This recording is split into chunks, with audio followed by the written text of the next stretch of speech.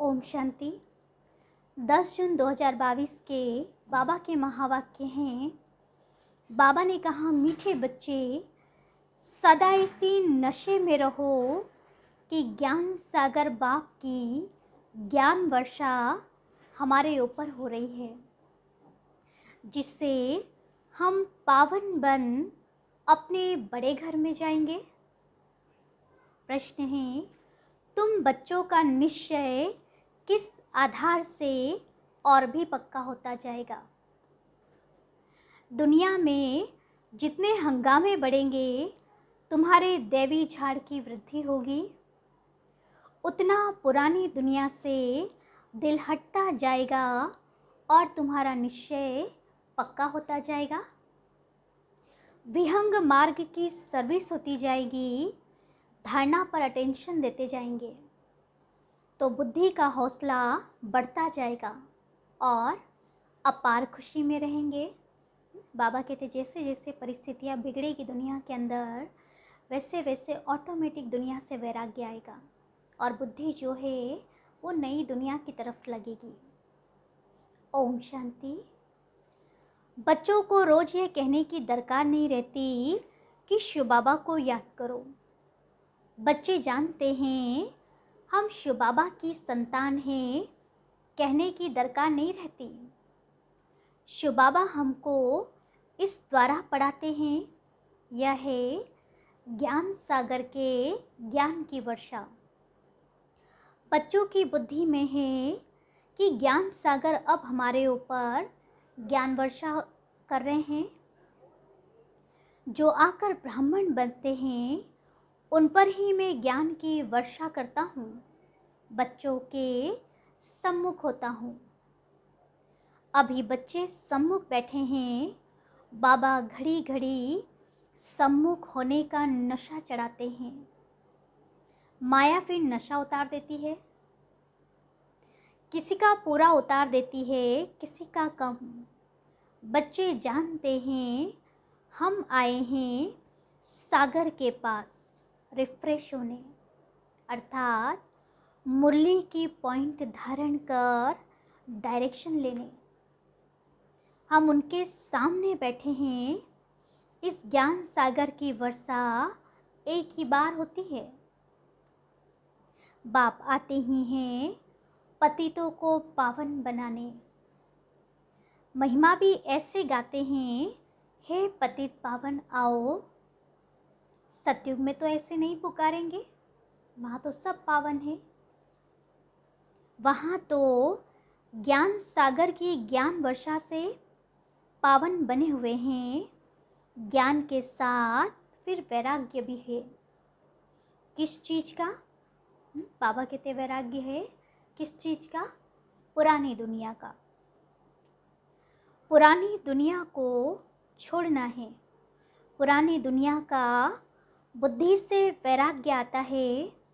बच्चे बुद्धि से जानते हैं कि अभी हम नई दुनिया में जाते हैं, पुरानी दुनिया को छोड़ना है। इसको वैराग्य अक्षर कह दिया है। जैसे बाबा नया मकान बनाते हैं तो पुराने से बुद्धि योग हटकर नए से लग जाता है। समझते हैं पुराना खलास हो तो हम नए में जावे। बच्चे भी अंदर में कहते होंगे, जल्दी जल्दी स्वर्ग की स्थापना हो जाए तब हम अपने घर जाएं, सुखी होवे। पहले पहले हम साजन के साथ घर जाएंगे। यह पीहर घर है, यह छोटा, वह बड़े बाबा का घर बड़ा घर है। तुम जानते हो वह तो सभी आत्माओं का घर है। यह तुम बच्चों की बुद्धि में है और किसी की बुद्धि में नहीं है। आगे तो अंधियारा था, अभी सोच रहा है। यह भी समझते हो कि ज्ञान तो सब नहीं लेंगे, घर तो सब जाएंगे ज़रूर। तुम बच्चों की बुद्धि में है कि अब हम अपने घर जा रहे हैं, श्रीमत पर लायक बन रहे हैं। स्वर्ग के लायक बनना है, एक तो मुझे याद करो विकर्म विनाश हो जाए। एक तो मुझे याद करो तो विकर्म विनाश हो जाए, दूसरा चक्र को फिराओ। सृष्टि का चक्र कैसे फिरता है, इनकी आयु कितनी है, कौन कब आते हैं, ये सारा बाप बेट समझाते हैं। यह जो कहते हैं मनुष्य 84 लाख जन्म लेते हैं, तो क्या सभी लेते हैं? अभी तुम जानते हो 84 जन्म होते हैं, उनका भी हिसाब है। सब तो 84 जन्म नहीं लेंगे ना, शुरू से लेकर पुनर्जन्म में आते रहते हैं। पिछाड़ी में किसी के 1-2 जन्म भी होते हैं। बाबा कहते बच्चे, हर एक बच्चे के जन्म फिक्स हैं, सब कोई 84 जन्म नहीं ले सकते। कुछ आत्माएं तो अंत में केवल 1 या 2 ही जन्म लेगी। पहले पहले जो आएंगे वह 84 जन्म लेंगे। जैसे मिसाल यह लक्ष्मी नारायण है। मनुष्य भले इन्हों के मंदिरों में जाते हैं, परंतु कुछ भी पता नहीं है। बस कहेंगे भगवान भगवती का दर्शन करने जाते हैं।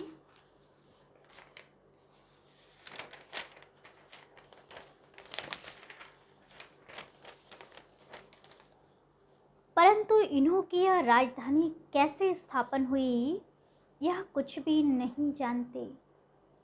जिसकी पूजा करते उनके ऑक्यूपेशन को ही नहीं जानते, तो वह पूजा क्या काम की।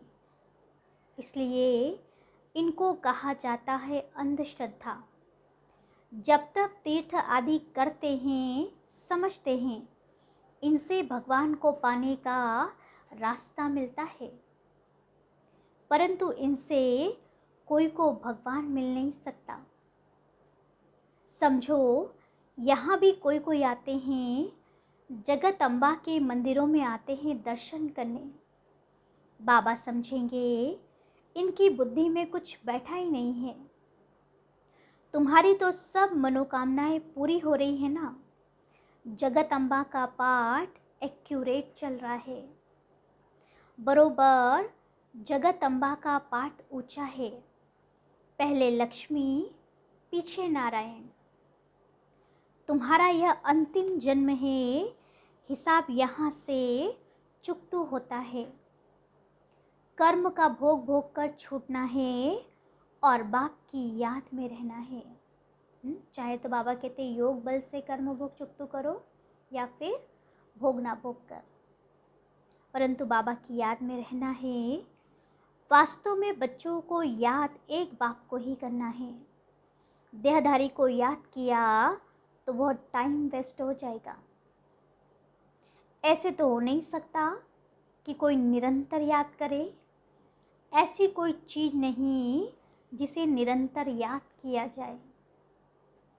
स्त्री पति को भी निरंतर याद कर न सके, जरूर खाना बनाएगी, बच्चों की संभाल करेगी, तो पति थोड़ी याद आएगा। यहाँ तो तुमको निरंतर याद करने का अभ्यास करना है, ताकि पिछाड़ी में ऐसी अवस्था हो कि एक की ही याद रहे। बड़ी भारी इम्तिहान है। 8 रत्नों की भी बड़ी महिमा है। किसी को ग्रहचारी बैठती है तो 8 रत्नों की अंगूठी पहनते हैं। पिछाड़ी के समय एक बाप की ही याद रहे, वो भी बुद्धि की लाइन एकदम क्लियर हो और किसी की भी याद ना आए, तब माला का दाना बन सकेंगे।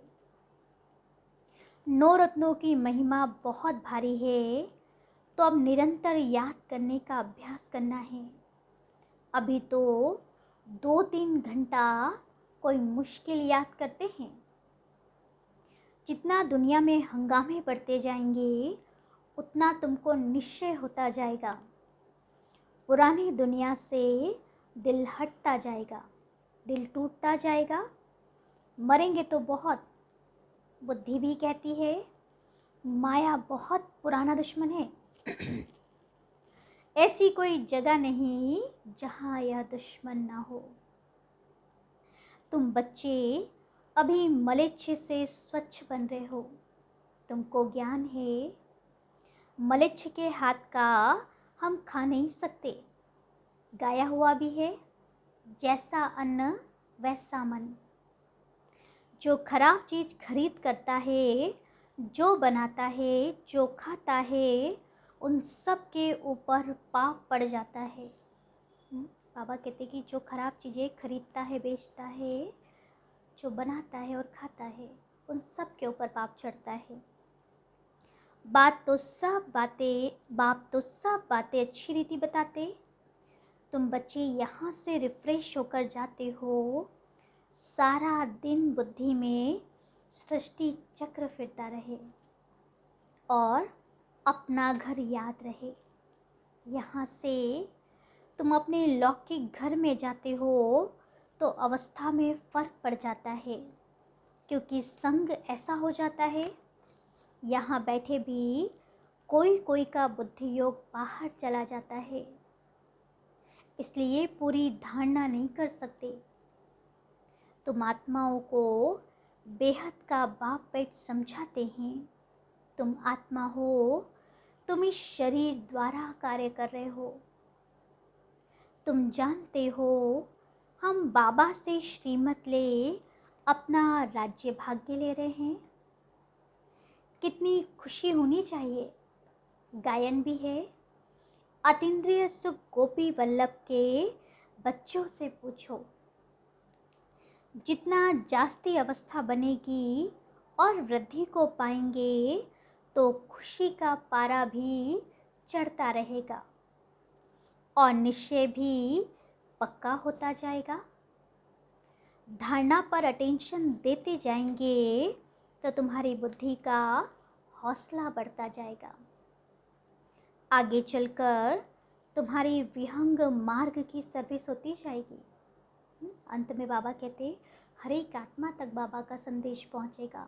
बहुत बड़े बड़े कार्यक्रम होंगे, विहंग मार्ग की सेवा होगी।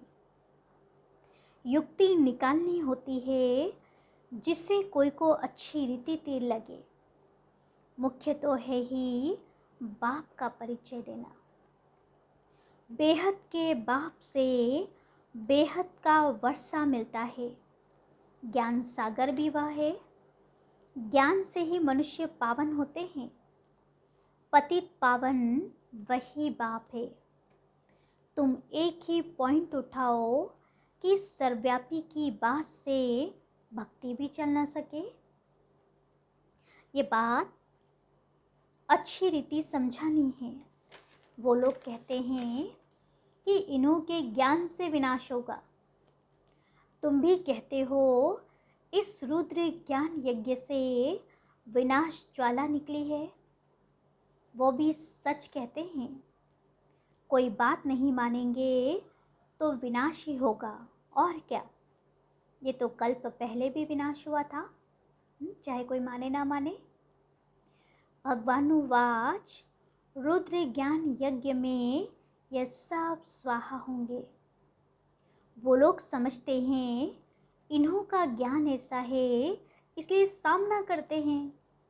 समझते हैं कि बहुत भक्ति करने से भगवान मिलता है।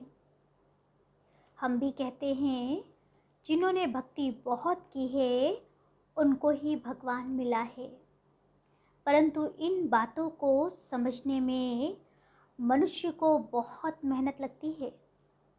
कल्प पहले भी तुम बच्चों ने बाप की मदद से नर्क को स्वर्ग बनाया था, तो जरूर नर्क का विनाश भी हुआ होगा। जब नर्क का विनाश हो तब स्वर्ग की स्थापना हो। यह भी तुम समझा सकते हो। भारत बरोबर पावन था। यह तो कोई भी धन वाला कहेगा बरोबर स्वर्ग था। प्राचीन माना सबसे पुराना, सो तो स्वर्ग ही होगा ना। जो पुराना हो गया वह फिर नया होना है। यह तुम बच्चों की बुद्धि में है बरोबर इन देवी देवताओं का राज्य था, अब नहीं है।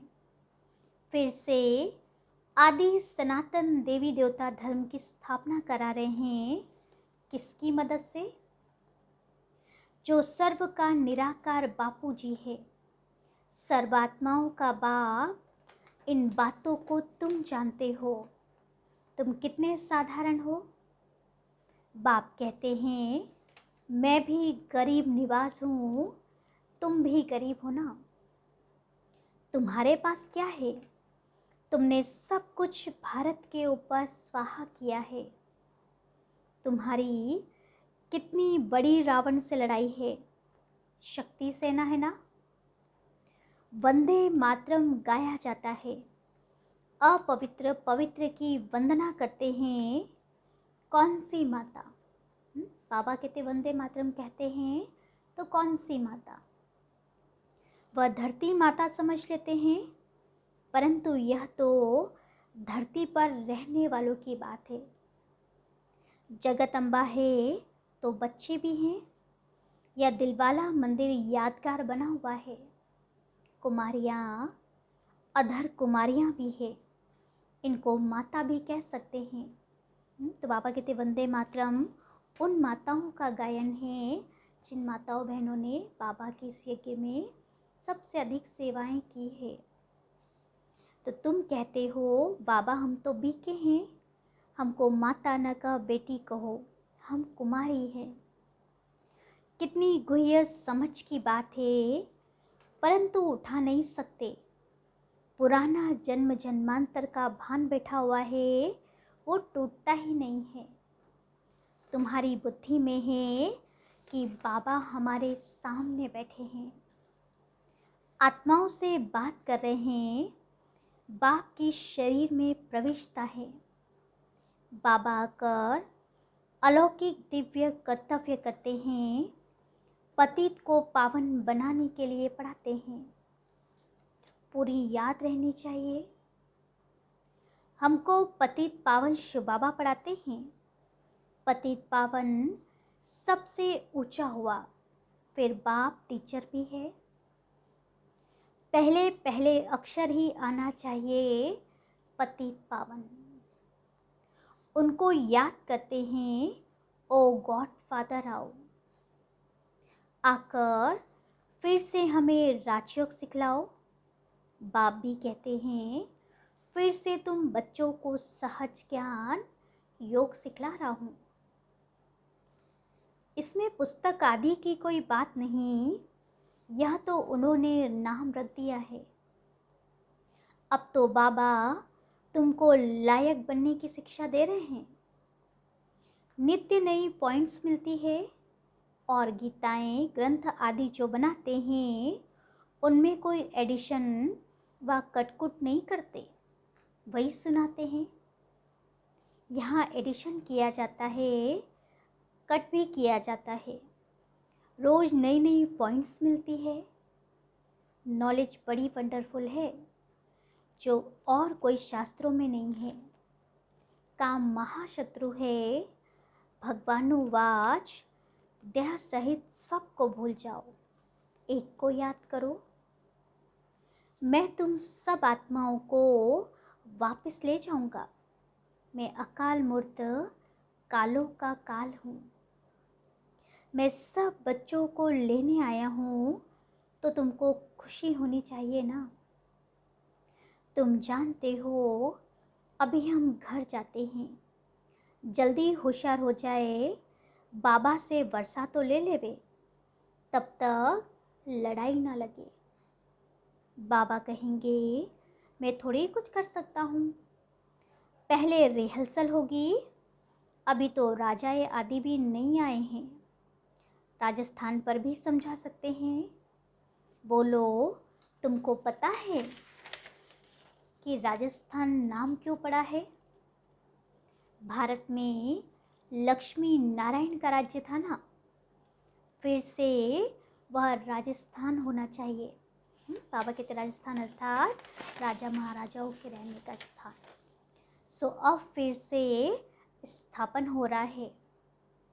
हम जानते हैं परंतु बुद्धि में जब बैठे तब खुशी का पारा चढ़े।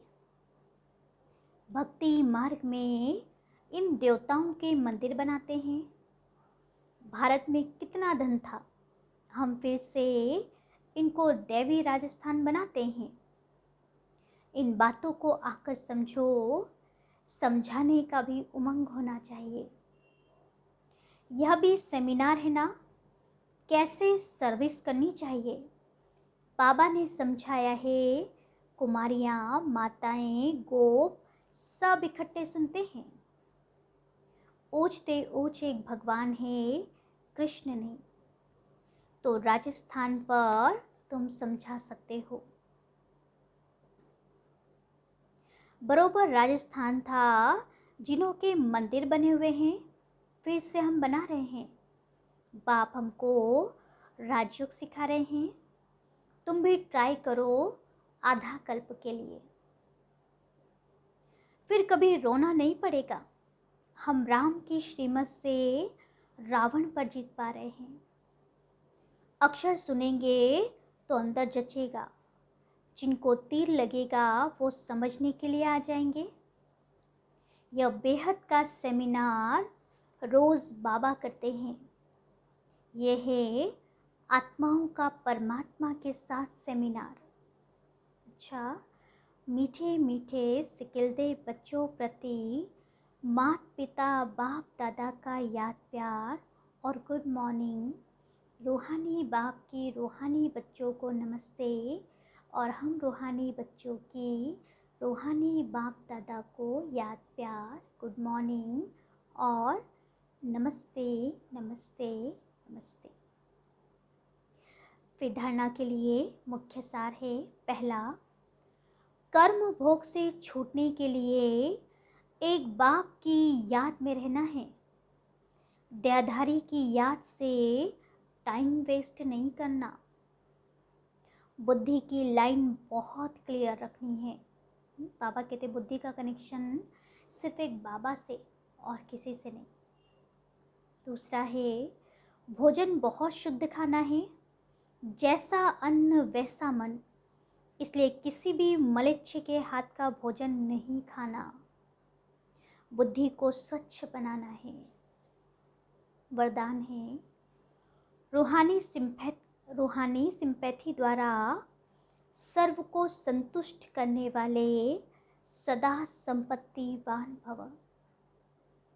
आज के विश्व में संपत्ति वाले तो बहुत है, लेकिन सबसे बड़े से बड़ी आवश्यकता संपत्ति है सिंपैथी। बाबा कहते सबसे ज़्यादा आवश्यक कौन सी संपत्ति है? सिंपैथी की। चाहे गरीब हो चाहे धनवान हो, लेकिन आज सिंपैथी नहीं है। आपके पास सिंपैथी की संपत्ति है, इसलिए किसी को और भले कुछ भी ना दो, लेकिन सिंपैथी से सबको संतुष्ट कर सकते हो। आपकी सिंपैथी ईश्वरीय परिवार के नाते से है। इस रूहानी सिंपैथी से तन मन और धन की पूर्ति कर सकते हो। स्लोगन है आज का, हर कार्य में साहस को साथी बना लो तो सफलता अवश्य मिलेगी। अच्छा, ओम शांति।